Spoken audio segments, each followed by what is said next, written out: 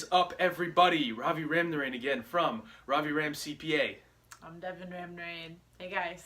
Devin is the COO, as you know, of RaviRamCPA and Shape Magazine's newest guest star. I mean, kind of, but...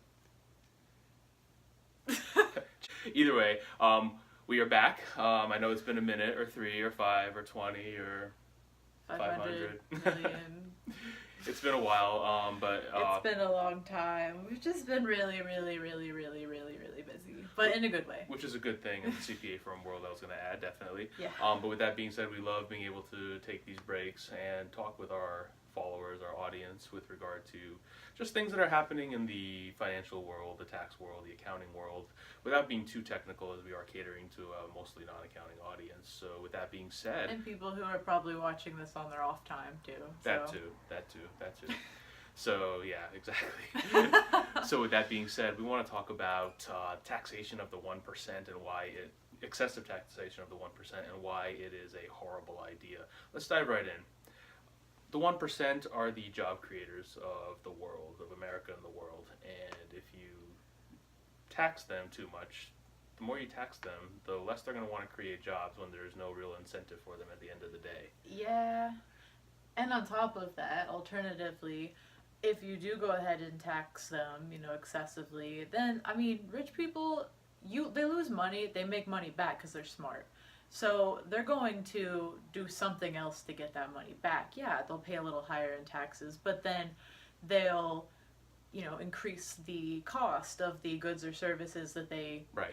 Provide, or right. They will cut jobs, or they will lower pay for people. So ultimately, it's actually a negative, a huge negative. Right. Think of when minimum wage is raised, every so often.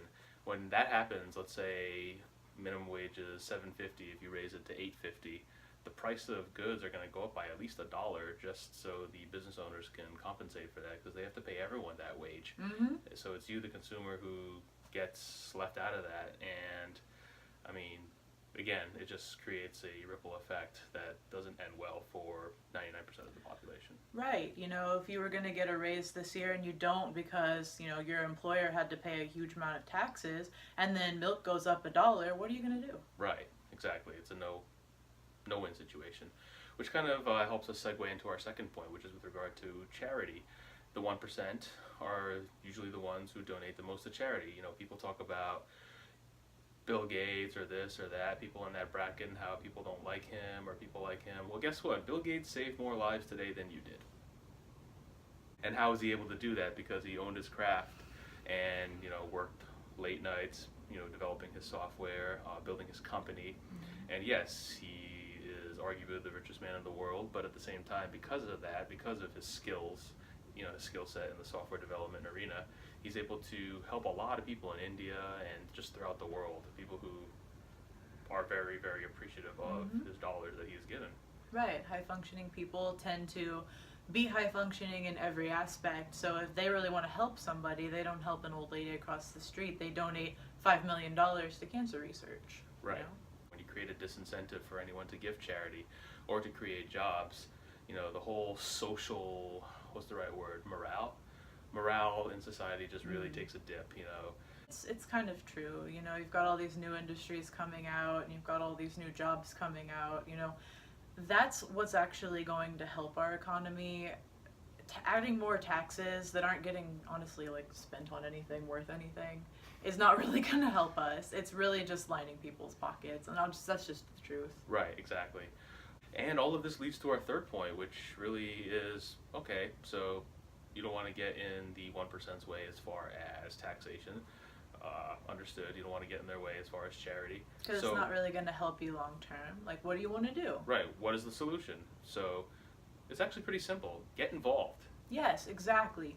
Get involved in your public government. Get involved in voting.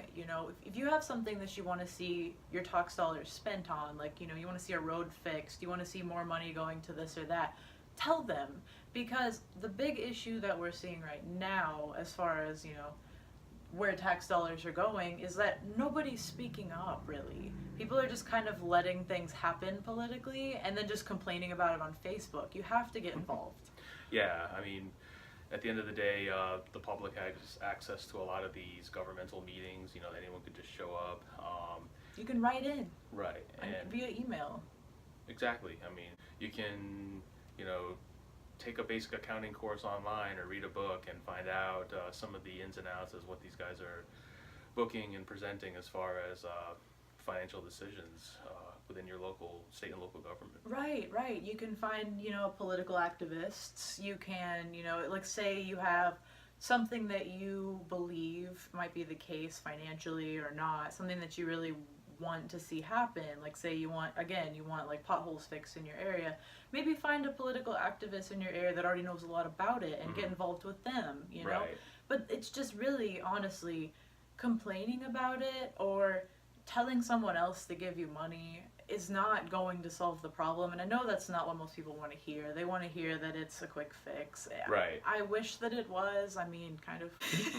But it's not. It's something that we complain about society, but we are society. So if you want to see a change, be that change. Right.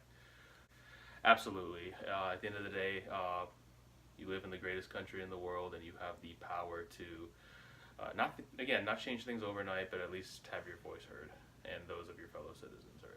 Exactly. So for Devin Ramnarain, I'm Ravi Ramnarain. So long. For more, you can again reach out via our website, through our social media pages, or just give us a call.